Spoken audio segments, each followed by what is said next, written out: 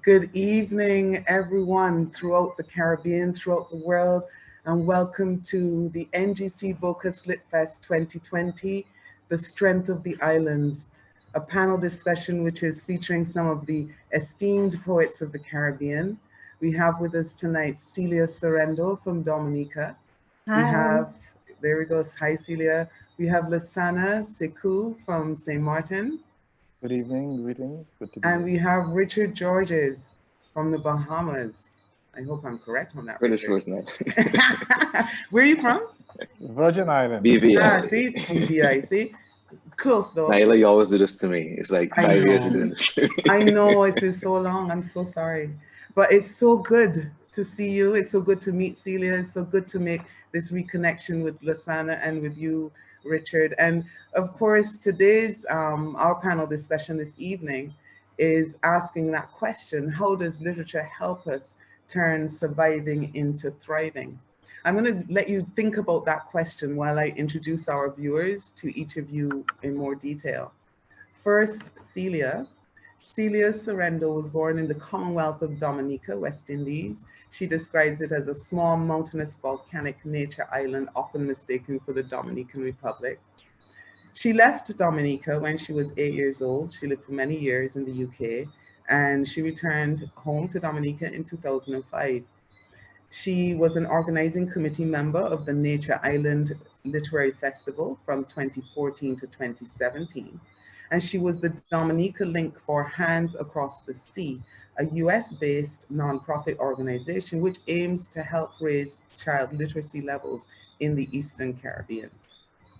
Her poems have been published quite widely in Anomaly, The Caribbean Writer, Moco Online Magazine, Interviewing the Caribbean Journal, Susumba's Book Bag, and New Daughters of Africa, which is an international anthology of writing by women of African descent. One of her poems was also longlisted for the UK National Poetry Competition in 2017-2018. So Celia, it's wonderful to learn a little bit more about you, and I'll say welcome again. Thank you, Naila. So wonderful to be here. Thank you for being with us.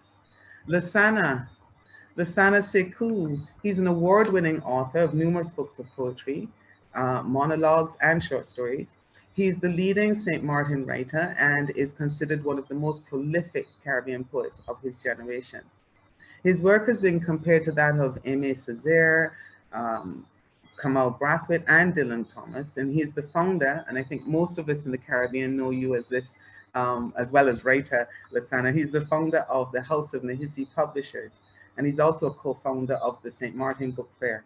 And the reason I say that many of us are going to associate Lasana with the House of Nahisi is because we understand the, I would call it the yeomanship service that he has given us, writers and the literary arts throughout the Caribbean through his publishing house, and a very well respected publishing house, I might add. So welcome, Lasana. It's good to see you again. Thank you. It's good to be here. And finally, but certainly not least, we have last but not least, is Richard Georges. He's the writer of essays, fiction, and 3 collections of poetry. His most recent book, Epiphaneia, which was written in 2019, has just been announced as the winner of the 2020 OCM Bocas Prize for Caribbean Literature. So yeah, we can give him a round of applause. And his book, Make Us All Islands, written in 2017, was shortlisted for the Forward Prize for Best First Collection. His second book, Giant, written in 2018, was highly commended by the Forward Prizes and longlisted for the OCM Bocas Prize. He is a recipient of a fellowship from the Stellenbosch Institute of Advanced Study and has been listed or nominated for several other prizes, including the Hollick Arvin Caribbean Writers Prize, the Wasafiri New Writing Prize, and a Pushcart Prize. In addition to writing, Richard works in higher education. So welcome, Richard. Thank you, Naila. Good to be here. Good to And see you again. it is so wonderful to be in this esteemed company. I feel so special. Ah, Now, I must say, and I expressed this to you guys in emails to you before this broadcast, and I am so in awe of your work, all of you. Celia, I mean, we're going to talk about Guabancex, and Lasana, I have some comments about you. Richard also, there's some brilliant work, and what I find fascinating is that they are all, well, they're following a certain theme, and yet they're handling it so differently. And then of course there's just the quality of the writing itself. What I would like to ask you is that question that we've posed here for this evening's broadcast: how does literature help us turn surviving into thriving? And I'm going to ask Celia to go first because I'm being a little sexist here and saying, women beforehand. Go ahead. Hi. Before we just start, I just want to send a shout out. Yesterday was the third year anniversary of Hurricane Maria. So I just want to say, heart really goes out to all those who lost family members, etc., in that devastation, and to all those who have lost, members of their family, friends, etc., in natural disasters that we've suffered, throughout the years. Back to that question. I mean, this is testimony really to me, what we're doing here tonight and what I've been seeing over the last few days, and also with the Brooklyn Caribbean Literary Festival. This is really the strength for me, as well as the actual writing, this coming together, these conversations that we're having with each other. They are so fortifying and so inspiring, so encouraging. For me, I've always been a reader. So literature has always been in my life. Since I was a young child, I have to thank my mother for that. She was an avid reader herself. And for me, it's always been a way of being a mirror, but also a window, a mirror for myself, but also a window into other lives. And I left Dominica when I was 8 years old and grew up in England. So it was quite a culture shock. But one of the books we read during school in England was E.M. Forster's Howard's End. And for some reason, there's a phrase in there, only connect. And that has stayed with me throughout my whole life, that phrase of only connect. And not only is it only connect with each other, but also only connect with the aspects of yourself, all the different aspects of yourself to make yourself whole. So literature has always been there for me. And with writing it now, that's been a whole new avenue of catharsis and healing. So coming to literature as a writer, it's been a real discovery that writing can be healing and cathartic. But I will put just a little caveat on that. Healing is a complicated thing, and there's no one route to healing for everybody. Everybody heals in their own time. Everybody has their own different methods of healing. So I wouldn't say or force anybody to write about their traumatic experiences if they weren't ready to, or if they didn't want to. And I wouldn't force anybody to talk about their traumatic experiences if they didn't feel ready.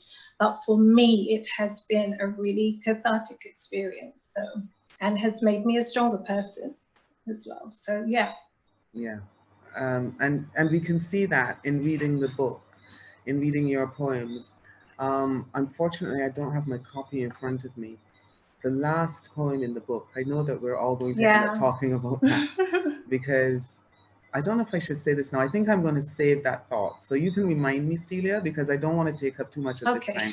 But let me ask Lasana, I'll ask you to consider that question. How does literature help us turn surviving into thriving? Greetings to all listening in, and much thanks to give thanks to the organizers of the Bocas Lit Fest. And it's definitely good to be here with the brothers and sisters, poets and creative artists. I wonder if we could spin it around a bit rather than to say how literature helps us. Maybe it's how our people's thriving, in spite of struggles, in the face of disasters, man-made and natural, how we take that thriving in our people out of disaster, and how it creatively then takes us, it informs the survival process, of course, and then it takes us beyond just surviving to Yeah. again inform the creative process, to inform the thriving in Yeah. building what we call this Caribbean civilization. And so the text that comes out, the dance, the songs, the whole creative arts, but we are focusing on literature here, becomes some kind of a mosaic, if you will, some kind of a Yeah. foundation, solid foundation in which we are saying, look at us. This is what we've been doing. This is how we are building. This is where we're coming from. This is where we're going. So it's a kind of a cyclical relationship relative to what we produce. I'm imagining what we produce as writers, and what comes out of our people. That's the angle I would like to go from. And if I may add this piece too, relative to, we are seeing now a growth, and I think Celia and Richard and myself with Hurricane Protocol, what we are seeing is a kind of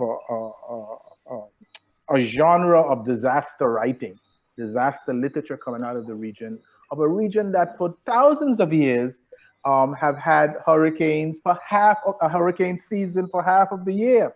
And yet there are just a handful of books from a handful of islands that have literature, in terms of the fine arts, in terms of novels, or in terms of poetry and so on, that focus on these disasters and the experiences of the people. So we may see very early on Howard Fergus, right after the earthquake in Haiti, we saw one or two collections coming out, experiencing, telling about that. But what we're seeing now is a crop coming. Yes. Richard, Celia, Fabian Badajo's coming online with something in a few months. The young writer out of St. Martin, After the Storm, Tamara Grunefeld, and so on. We've seen a crop of writing right behind the other, forming almost a kind of a genre of what we can call disaster writing. That is very essential. Mm. And someone mentioned the word therapeutic earlier, to how our people deal with disasters. The day of sitting under the sandbox tree for most of us, or sitting under the tamarind tree, or sitting on the wall to tell our stories, which was a form of therapy, is Mm-hmm. not as much as it used to be. A lot of us are atomized at home in terms of um, the family, and so we don't get to do that, retelling of our story or hearing it over and over. Or as Celia noted, I may not be ready to write my story, but in hearing someone else's story, it serves me richly.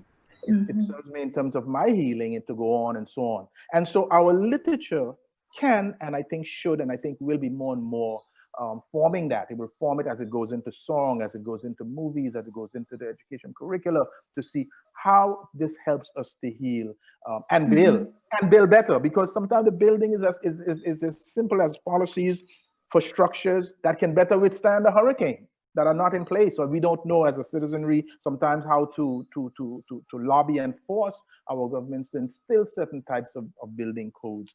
So if Mhm. our literature can help us to come out with these ideas, by popularizing this story, popularizing the narratives that come out of disaster, I think we will be doing a great Mm. service to our region. And we are seeing more and more of those type of literatures coming out now. Just before you go on, I just want to say I hope we can touch on this point a bit later, because I do have some reservations about this idea of a genre of disaster All type right. literature. So maybe we can talk about that Definitely. later. Yeah, yeah. Please bring it up. I was going to make that point too. There's so many other comments and Mm. questions that I was going to ask related to what Lasana just said, but I want to Mhm. give Richard a Yeah, chance absolutely. to, yes, yeah. But please, Celia, because I have a very bad memory, so please, remind me. Let Richard's laughing because he knows me. Yeah, go ahead, Richard. Can you? How do you answer that question? How does our literature help us turn surviving into thriving? Well, I mean, I think I would take it out of the disaster context. I think, Mm. but I think Lasana is definitely right in pointing out there's a wave of poetry in response to these disasters. I think it's also, um, I think because we contextualize, um, these recent disasters through the lens of climate change, and how there have been a lot of political catalysts to the ways in which we view climate change, especially in climate denial and bad policies. And it is a fact that it is regions like ours that, despite being lower down the scale in terms of those guilty of the emissions that quicken these disasters, we are the ones who feel the brunt of it. In general, the global south is, bears the brunt of the or bears the torment of the bill created by the global north here with climate change. But I think I would take it out of the disaster context, because I think it rings true across, whether it is the elements.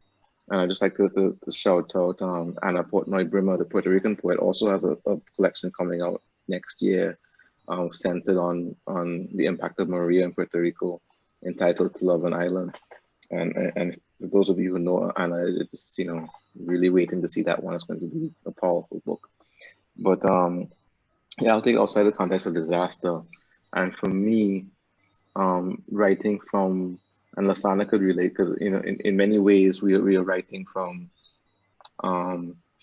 underwritten spaces in ways that probably you don't hear of St. Martin, you don't hear of the BVI in the Caribbean canon in the same ways that Dominica, Barbados, Trinidad, Guyana, Jamaica, etc. have these columns full inscribed with the names of writers who are held forth as bastions of the canon.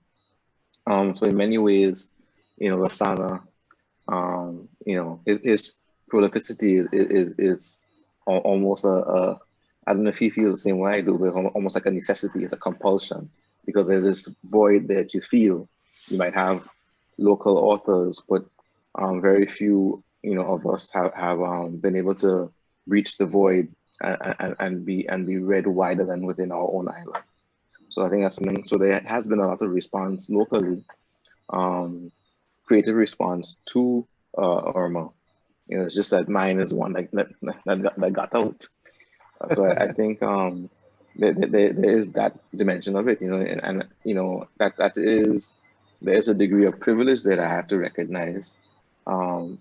Several factors here, in terms of the opportunities that I've been able to take advantage of, in terms of the education I've received, in terms of my my employment status, and all these things that made it easier for me to complete a work, and then to have the mechanisms in place to get it to a publisher, and so on and so forth. So it's not so much that there aren't other, even more than this current crop that Lasana speaks to. It might be a smidge, a fraction of the narratives and experiences that have been written down.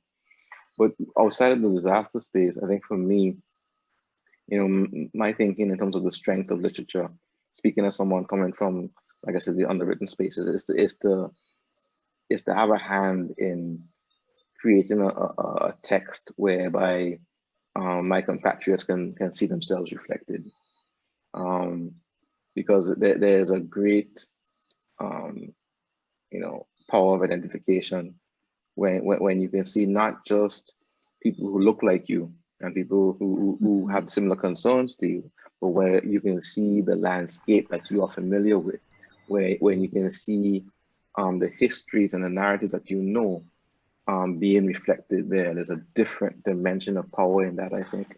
And so I think of when you read the St. Lucian poets and how often the pitons appear, and the iconography that these poets and writers have helped establish, So I think that is the dimension of strength that I take to it. That in many ways the writer is not just reflecting their experience. In many ways, they're kind of constructing, they're kind of an architect of sorts, constructing their own landscape within the text that can then be a reflection for those who read, who can identify in those spaces that are being built in those texts. Yeah, I think that's really insightful, and pretty much I'm agreeing, with everything you said there. Lasana, did you want to respond to that? No, good. Be good. Yeah. I also think we've got to be careful to say, I think, that people didn't used to write about those things. I think it's testimony to where we are in the Caribbean now in terms of Caribbean literature, why it seems like all these books are coming out together. But just recently, it was the anniversary of Hurricane David, and I discovered some poems that were written by our poets like Lennox Honeychurch and Mr. Casimir, you know, back in those days. So I think people have always responded to those things, either in storytelling or relating those tales. But I think it's testimony to where we are in the publishing industry now, that these are actually being published. Yeah. Yeah, and that was one of the things I was going to ask Lasana when he mentioned, you know, the whole concept of this genre of disaster poetry. Why now? I mean, apart from the fact that the hurricanes happened, you know, these disasters are happening. It seems then that we've just we've progressed somewhat then thematically as writers in the region. Is that what you would think? What you would say, No, no, no. Lasana? It's. I did mention Howard Ferguson, which goes much Right. further back in the Further line. back, So, yes. but yeah. So what we really talking about, indeed, the technology that is allowing for more publishing and for more access to information Yeah. online, ebooks, and so forth. Publishing in our region is far more accessible now than before. All of our writers, in fact, a number of our writers who are now well known abroad, if they're not still at home, they started out like Marlon and so on. They started out in the region to be known, while before coming out of the 40s and the 50s across our language zones, and even earlier back, 1925. You know, the Haitian writer who was publishing in Paris, for example, you had to go abroad to be published. But while all that was going on, indeed, at home, the storytelling, the writing, the handwritten pieces that was pushed in the family Bible, you know, the little church play, the house concerts like they used to have in St. Martin in the Yes. 60s. That Yeah. where I read first as a child. Other folks say, "Oh, you read, you know, you learn all that type of style reading in New York." No, I started reading, you know, in these house concerts and so forth in St. Martin, in the countryside. So I'm saying, yes, so indeed we've always had that, but this flood, if I may use that term relative to natural disasters, that you tend to be getting now, that is there now, is being aided, being encouraged, being accessed through the technology, but also because the education within our region is becoming, well, it should be more, but it's far more dynamic than it was in the 40s and in the 50s and in the 60s. You know, I think in the 60s, relative to the higher education, we started to see a turn with the UV. But while that was happening in the English-speaking Caribbean, you know, the University of Havana and Haiti also, there were already changes that were turning our interest in our research and in various literatures from home to the world. That's But we great. have more of the technology now. The education systems are more dynamic. There's more access to different types of writing. A lot of writers who would have had to go abroad to write before can start at home. Um, um, Richard the awards that Richard are winning or being listed for 20 years ago, just 20 years ago. You know, I would dare say the majority of Caribbean writers and aspiring writers would have never heard of those type of awards. That's right. And even dare to think that somebody from our in the region could be listed for them and can win. You know, and it's Yes. being read enough for someone to consider in their works at that. And I don't usually use the awards abroad as some kind of a measuring stick for the quality and the level of our readers across the language zones. But you know, I mean, given our size as a region, the Caribbean writers, the Caribbean literature, and it is a young literature. You know, Of Caribbean course, yes. literature is a world class, highly competitive literature. You know, and that comes out of the experiences of our people. You know, the stories that Lamming will tell in the Castle of My Skin were stories he heard as a child as well. So he's not just writing from his childhood, but it's stories he also heard as a child that will then inform this writing process when he goes abroad. So we've always had this dynamism within us, and to see it, but I think now you're getting a flowering, a buzzing, boosting, given technologies, given the education, given access to publishing technologies and so forth. Writing workshops, literature festivals like the Bocas Festival, like the Centennial Book Fair, and throughout the region, the book fairs are following the trend of the song festivals. After the St. Lucia Jazz Festival, the tourist captains decide, the tourist captains of the other island decide, well, we should have a song festival too. You know how that goes. And so the book fair, it has its place. The book fairs throughout our region are following that. They are over 10 to 15 literary festivals throughout our region, including the top 5 that's been around for a while, over at least 20 years.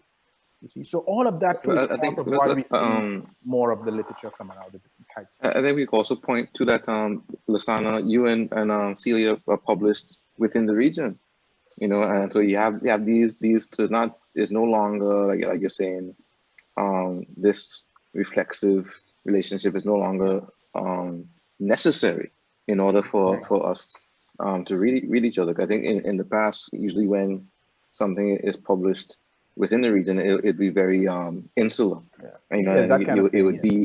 It would ricochet within the island, within a particular space. Yes, and then was maybe within the island, because at that time it was still, well, if it didn't come from abroad, it can't be that good. That kind of thing. So, but you're quite right. That's still a dimension to it. Yes, you're quite right. So I think it's also important to note that's a dimension. So, and I would say, somewhat controversially, I am the BV Islander. I keep telling people, colonialism is not post. So it's a British Virgin Islands, and I'm published in the UK. Indeed, still a colony. And for example, Anna Portnoy, Puerto Rico is a colony of the United States, and she's published in the United States. Although you have been published in the Netherlands, but I won't ask you why.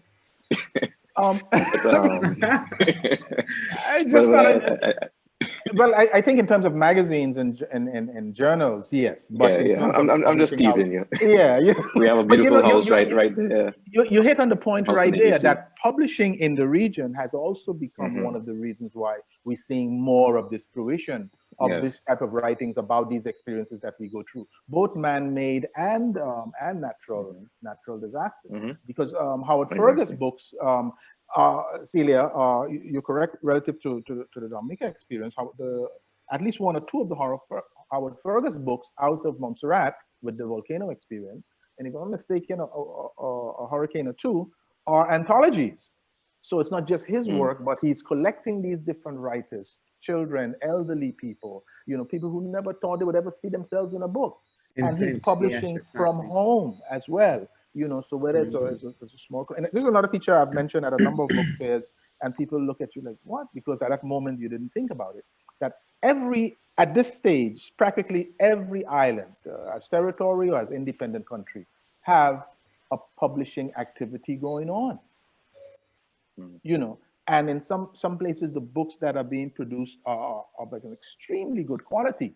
There are only 4 of our publishers in the region who are trying to push the envelope to some extent beyond their borders. So you can say, well, both for authors and for trying to market it into other islands. It's happening, and that is UV Press, Casa, Ian out of Jamaica, and what we try to do at House of Mahesi Publishers, where we publish writers. And then you have then you have like those smaller presses that are doing some really smaller curators. Exactly. Who's also reaching out to other writers in the Bahamas. Indeed. In fact, Papilo Press is going to be publishing a text on Shay Kane in a few months. So again, you see, the reaching out to our islands is also starting to ebb and flow. And that is lending itself to this pan-Caribbean approach, both for publishing, for readership, for access to readership, for access to publishing. So writers at home don't necessarily think as much that they have to go to London or to New York or to Madrid or to Paris or to Amsterdam to be published. Exactly. And there is actually a comment from Culture Go magazine via YouTube and they're actually it's emphasizing the point that you guys are making, and I'll just read it to you. It says, Caribbean resilience has forever been underrated, overlooked, if not erased. This panel in itself deliberately breaks this tradition, truly empowering. Yeah. So Indeed. all, the points are definitely taken. Celia, I know you want to. Yes, I really want to make this point though about, I think I've heard this come up in a few conversations about the danger of a single story and a danger of just one point of view of the islands. I mean, our islands are so diverse and at the same time so similar. But I totally agree. We are, I say the Caribbean is like a crucible where you are kind of, it's like a testing ground where you are tested on all kinds of levels, and you kind of have to rise from the ashes of all the different trials that you come through. And even physically with the, we recently had a scare with one of our, we've got like 9 live volcanoes in Dominica, like the highest concentration of potentially live volcanoes in anywhere. So we've always got to be living with these things. And, you know, over so many years, Dominica was an island whereby it was colonized quite late compared to some of the other islands, and the Maroons and the indigenous people like lived freely. They created their own communities together before colonization. So we've got all these examples where we have gone through challenges, etc., and overcome challenges. And on the one hand, I totally agree we're a resilient people, but there's a cost to that sometimes that is not acknowledged. Like sometimes people feel they cannot speak about the trauma that they've been through, or sometimes people feel they cannot say that they really can't cope anymore because you are seen to be constantly having to be resilient. You are seen to, you know, you constantly have to be strong because we're always recognized as these strong people, especially as Black women as well. You're kind of thrown between these two things of being a victim on one extreme and being a superwoman on the other. So I just think that's just important to recognize that although we truly are resilient people, there is suffering going on under the surface. There are people whose roofs still aren't on, even 3 years on, there are people still suffering. So, and also the danger of, I'm so worried about, especially as Dominica is considered obviously a small island development state. I hate the word SID because it always sounds to me it's like some kind of STD or something. Yeah. So, but we're always kind of portrayed as being in need of help. And that was one of my real concerns with writing, was that I could portray something that on the one hand, yes, but also on the other hand, it was an incredibly empowering experience and a lot of good things came out of it. So it wasn't just a situation of devastation. It was the fact of, it really showed strength and empowerment and coming together and all the things, all the positive aspects of what makes us really strong people came out of that as well. So I'm worried about this trauma porn and always like maybe exoticizing trauma.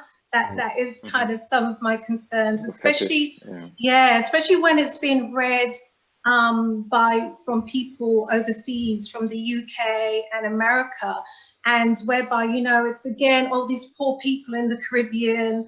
Oh, look at how sad this is. You know, we need to help them, etc. One of the things I always thought during the hurricane when people came to help was, so we had all these aid agencies come, which was fantastic. I'm not disparaging any of that. We're so grateful of the help. But some of the jobs they were doing, I'm sure people in our country could have done those jobs. Some of the entering on the spreadsheet, you know, that they were doing. So it would have been great if we had also been empowered to help ourselves in that way as well. It would have been lovely to have seen that, yeah. But I'm thinking that I'm glad you raised that. Yeah, I'm thinking that one of the among the voices that we can, you know, give ear to, give voice to, give power to, is to say these various things. I think I've read the works of all the writers on this panel, for example, and others, Dandy Cat and others, and even some of the younger ones coming up. And you know, I'm not, I don't have to sit at the wayside to help others exoticize my work or not.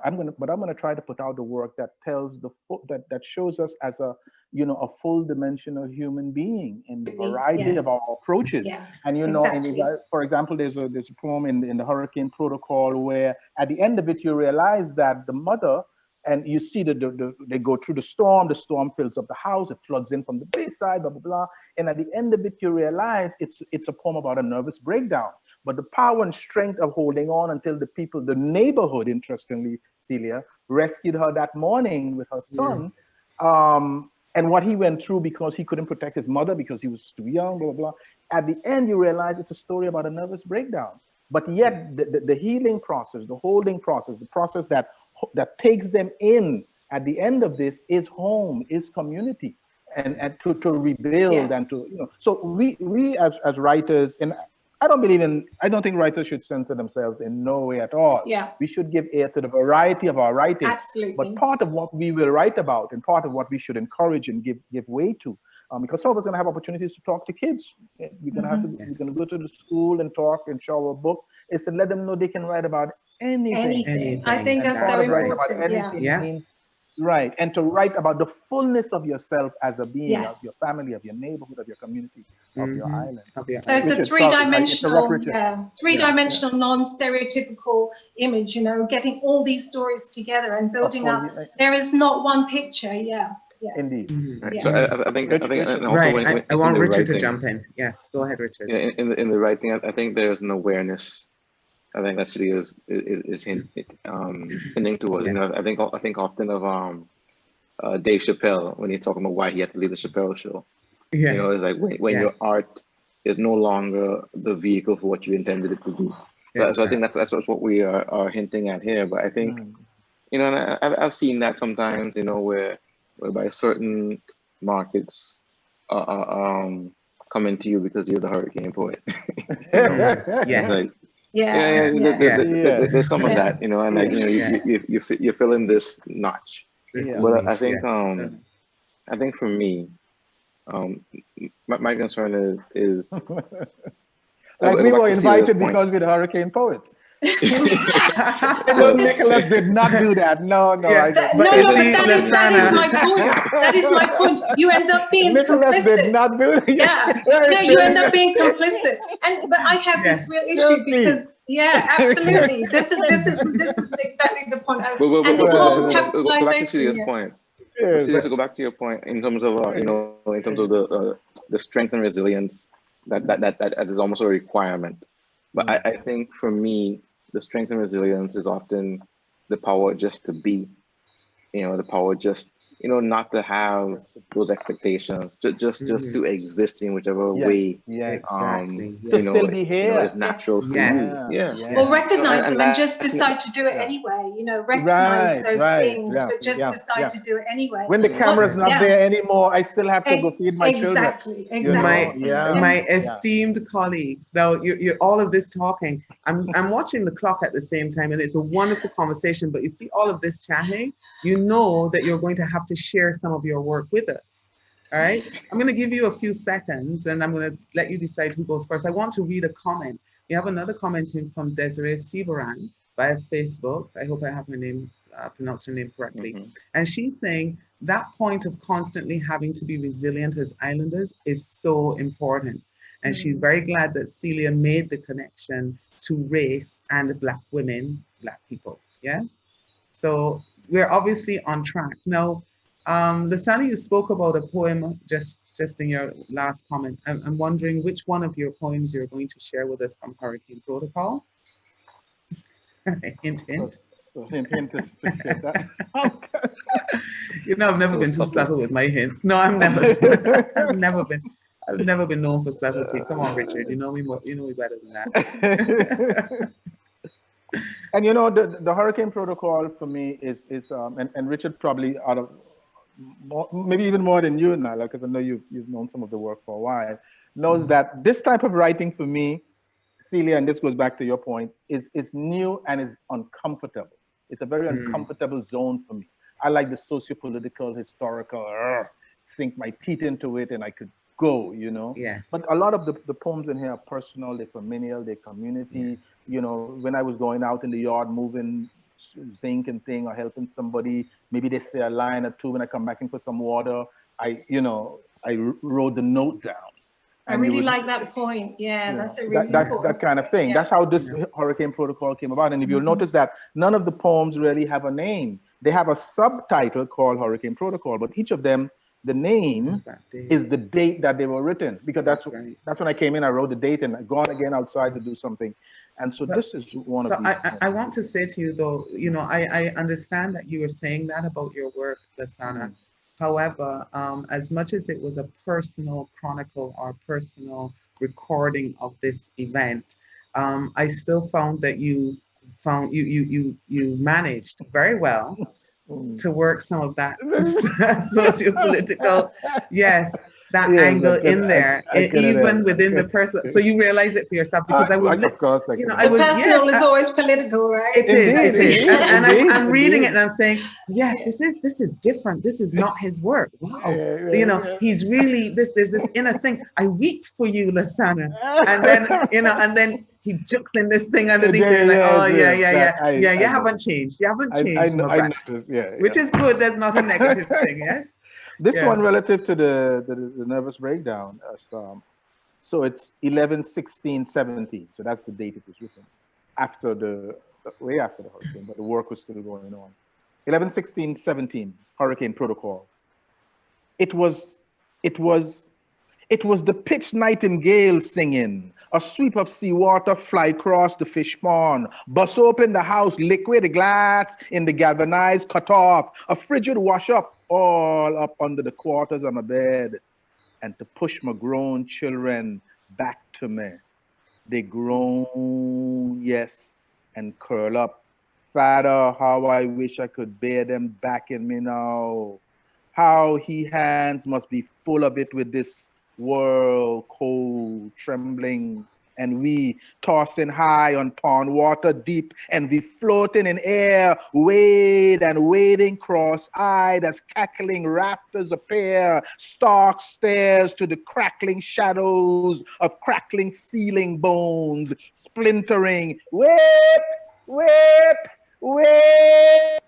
Let me think. What was that? What was the color of that sky again?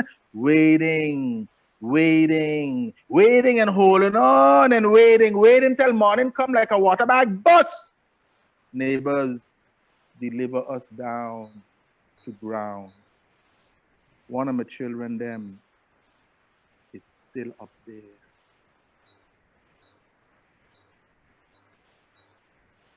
Beautiful. And we're all applauding. We're all applauding. You just can't hear the Caribbean applauding, but we are, and the world actually. And I think one of the things of the strength of the woman in our experiences, which to me complements the strength of our men in what we do and how we do it and have to do it, is that the mother and the son is who's stuck up in the flood comes into the house and they're stuck and they're waiting, you know. And the son realized he couldn't help his mother as a boy, as a male child. And so he is left with the trauma. So when she said this, he's still up there, it was the son who had the nervous breakdown. Yes. Because he's still in that moment. Yes. But what rescued them in the morning wasn't the Dutch Marines, wasn't the French Marines, wasn't the foreign aid. It was their neighborhood, it was their community, which immediately in our culture, Caribbean people, begins the healing process. Yeah. Immediately. To help ourselves. Exactly. There's no culture clash. There's no attitude. There's no who he think he is. Or there's one time. And so this too is hopefully comes out in a poem like that, which I say is kind of uncomfortable for me to write. But yeah. Well, we're glad for your discomfort. Stories from stories. Yeah. Sorry, but we're glad for your discomfort. Without it, we wouldn't have this. Yeah. And we talked of the different voices, Celia, earlier. In that one poem, there's like 3 or 4 stories of that type. Yeah, you know. Yes. that's And of course, as the writer, and Richard would go with this, as the writer, you want to pick one that conveys a certain drama as well. So they might have been where the door busts in or something, and you're holding onto the door and the door fly up. So I picked the one where the water pushes you.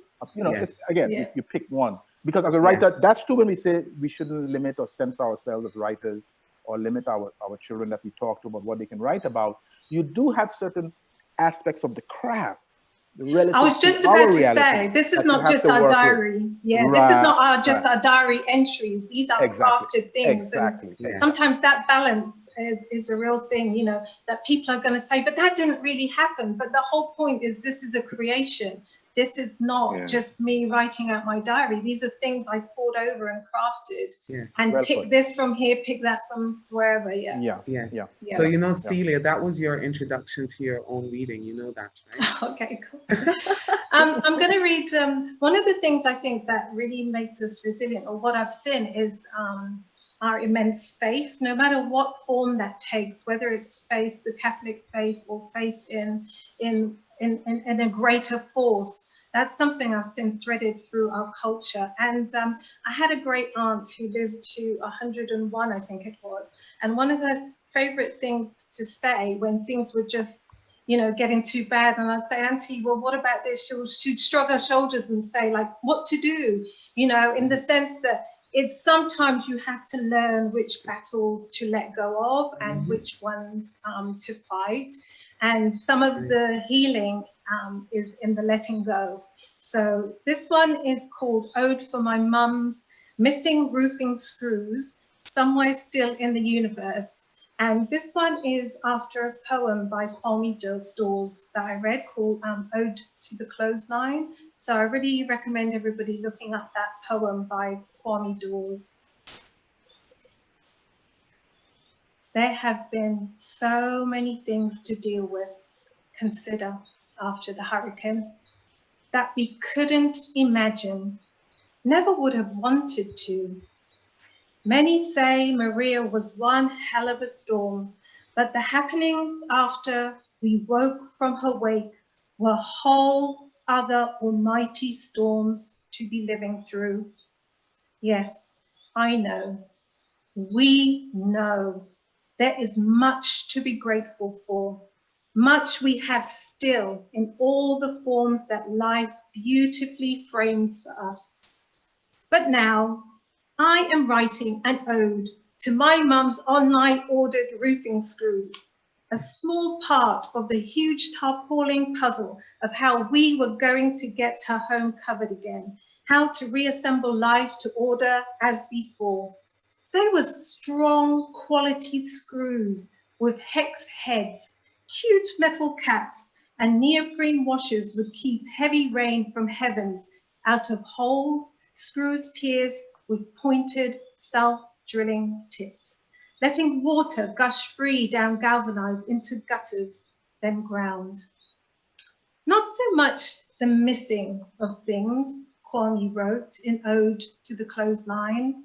And after the storm, we went back to living some old, ordinary life ways that he spoke of.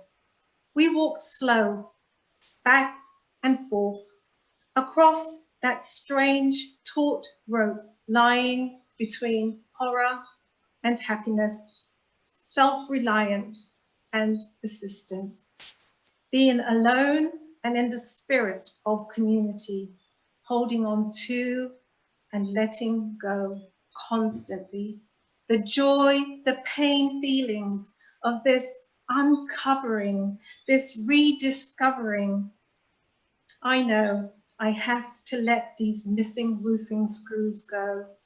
No one can tell me why they never made the sea passage from one landmass to this one.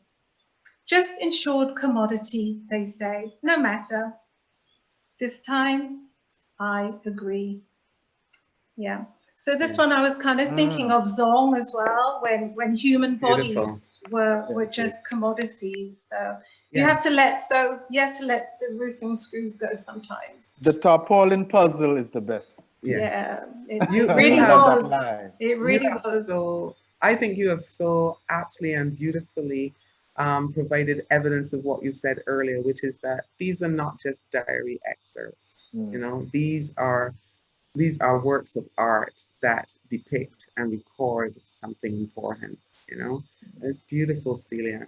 And I But you just want to make know, this comment because I see the time going on. So Yes. I want to make sure that we hear from our new OCM, you know, prize winner. So we've got to give Richard a chance. But I do want to say, Celia, that for me, the experience of reading your the final poem in Guabancex Yeah. was like being in the hurricane itself. Yeah. I Yeah. A I few live in people have said Barbados. that. Yes, I live in Barbados, so I have not lived through a hurricane. We would get the peripheral damage and that kind of thing. But reading that poem put me right in it, and at one point even in the eye, and then coming out on the other side. So it's an absolutely beautiful poem for those who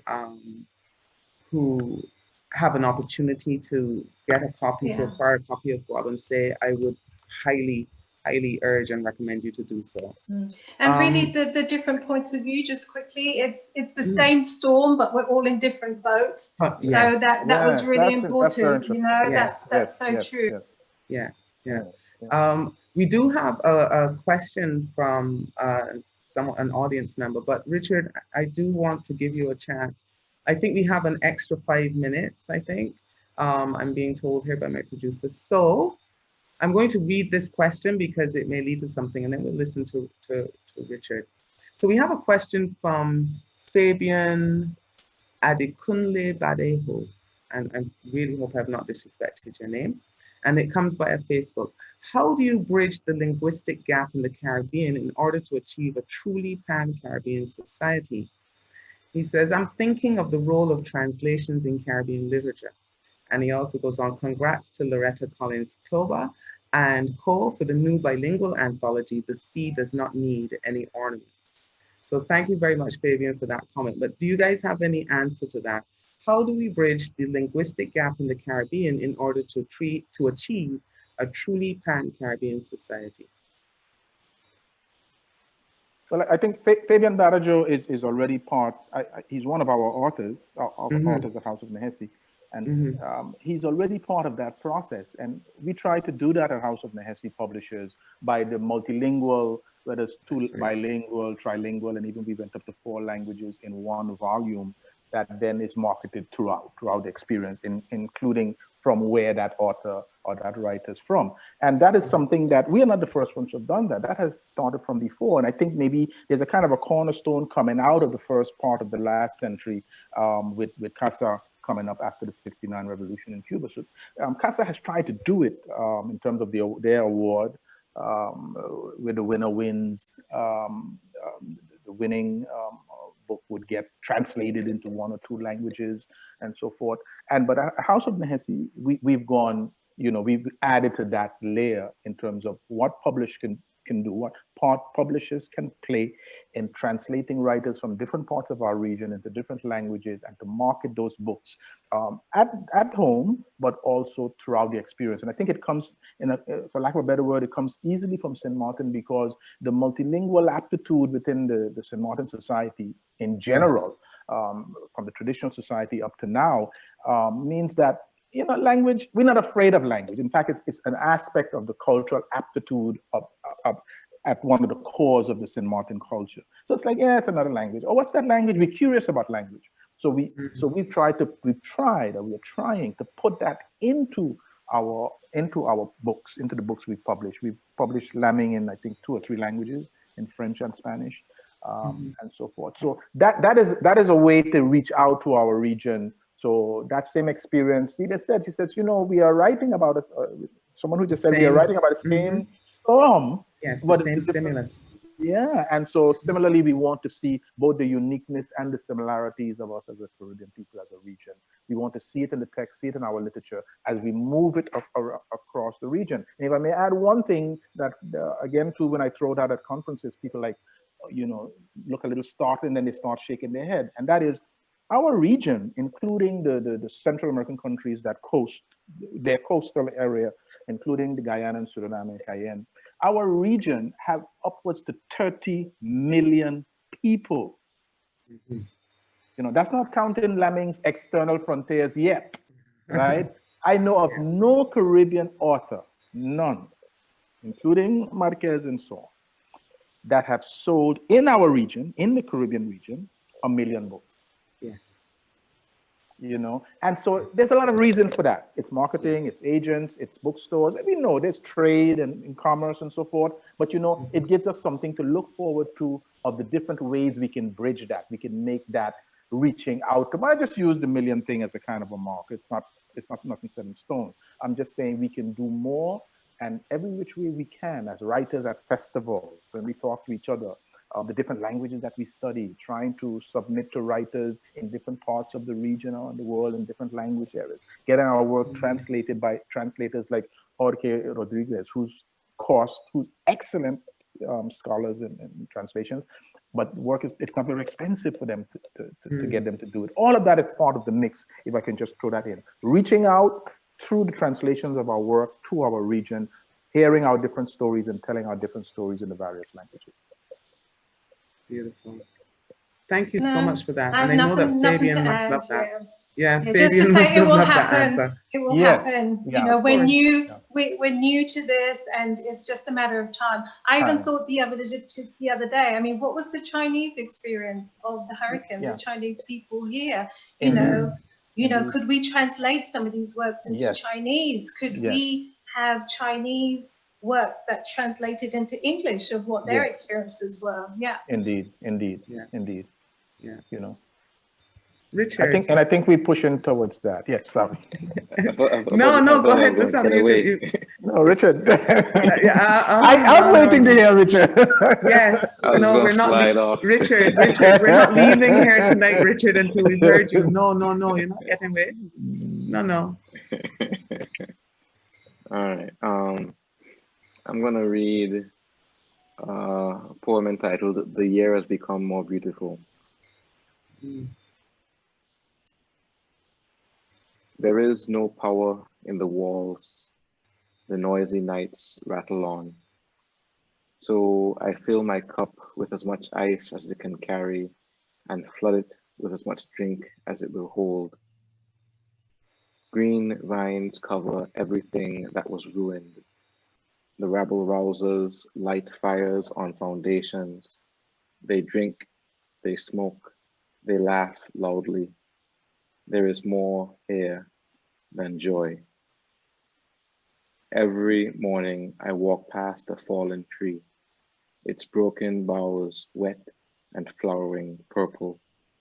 This is a different kind of broken now. I've begun to learn that devastated does not mean dead, that ruin can be resplendent, that what has been emptied can be filled. This year has become more beautiful for the scars. I've heard folk measure pain by hurricane. You can still look through some windows and see only sky, still see gaping homes like cupped hands. The day is full of heat. The screaming behemoths clear the rubble. Your morning walk is barricaded by afternoon. The map shifts. I know there are no such things as endings or beginnings, no cycles to measure, no useful predictions. The prophets are all mealy-mouthed and impotent. There is only this ball, madly spiraling through space, and that is the most reassuring thing. From the windows in our bedroom, I used to watch our neighbors, their busy lives, the tempests. Tonight, our view is clear out to the channel, the moon making the waves sparkle silver.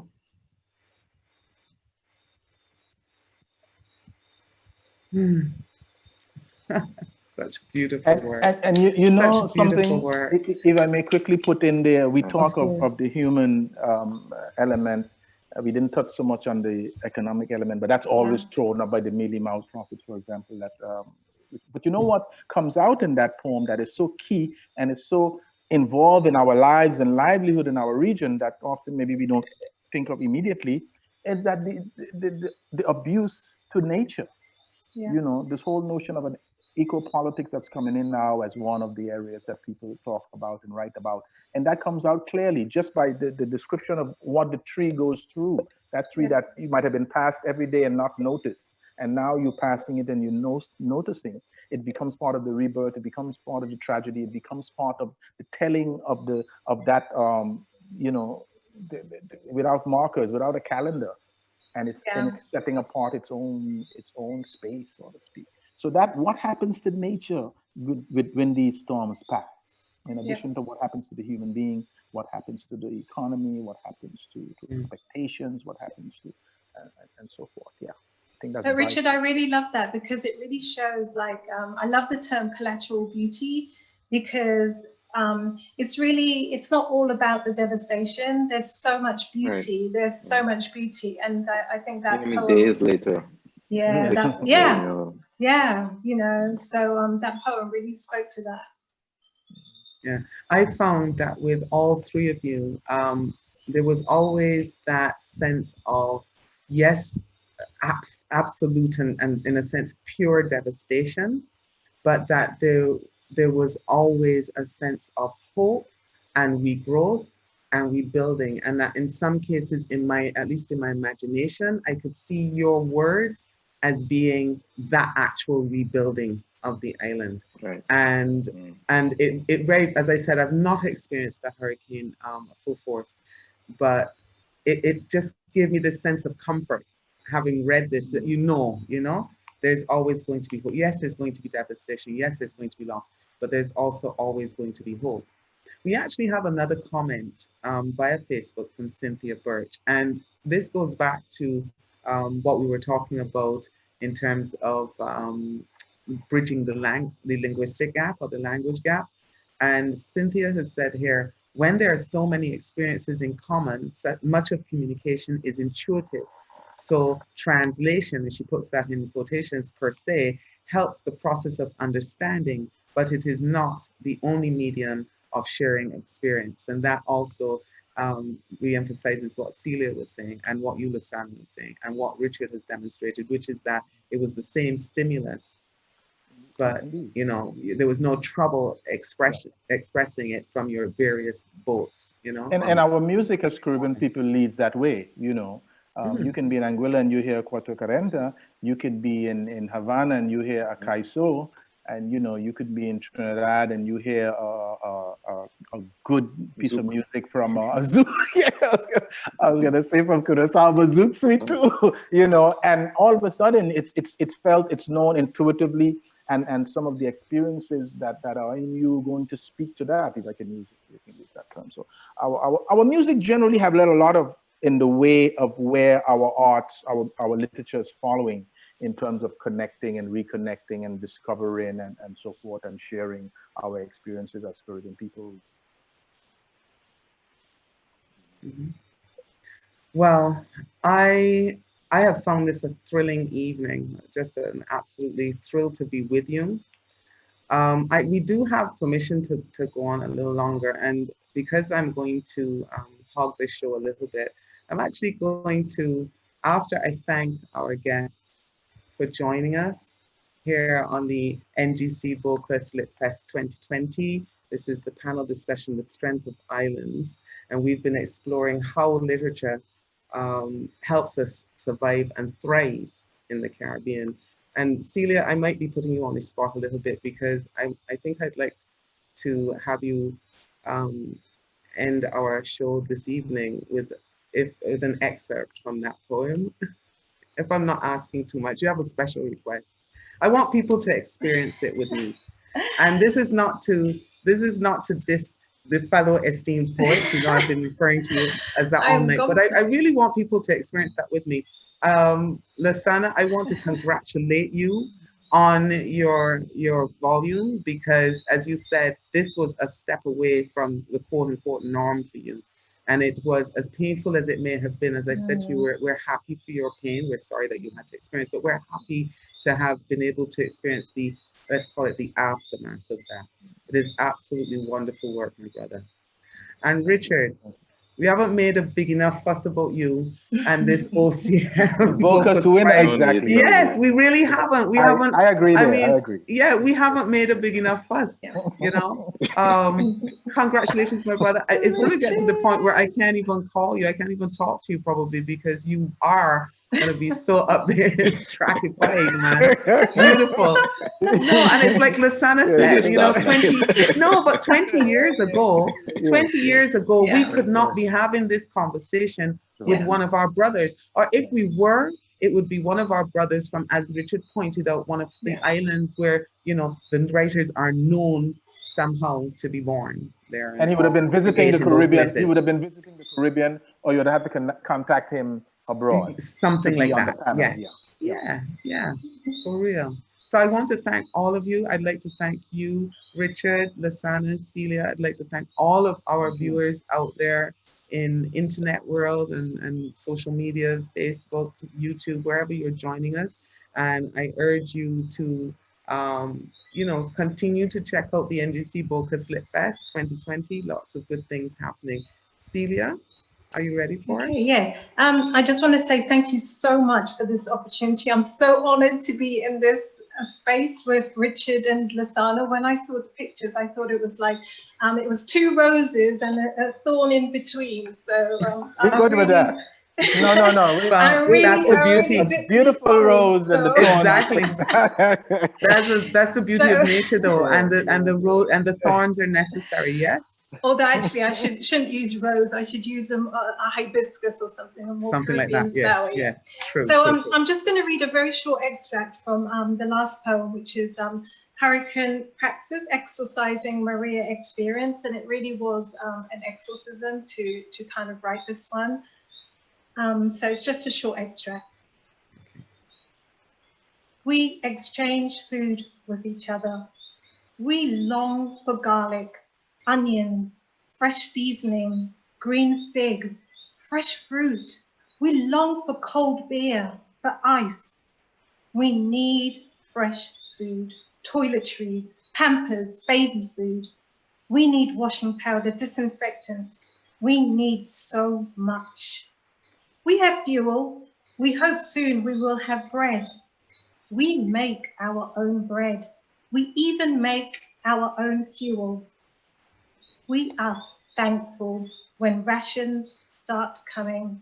We are thankful when water trucks come. We are given some rations. We fight for rations. Someone takes our rations. We cannot go for rations. We don't want rations. We compare our rations to what others receive. We think the rations are great. There is enough. The items are needed. We think the rations are awful. There is not enough. The items are useless. We think so-and-so got better rations than us.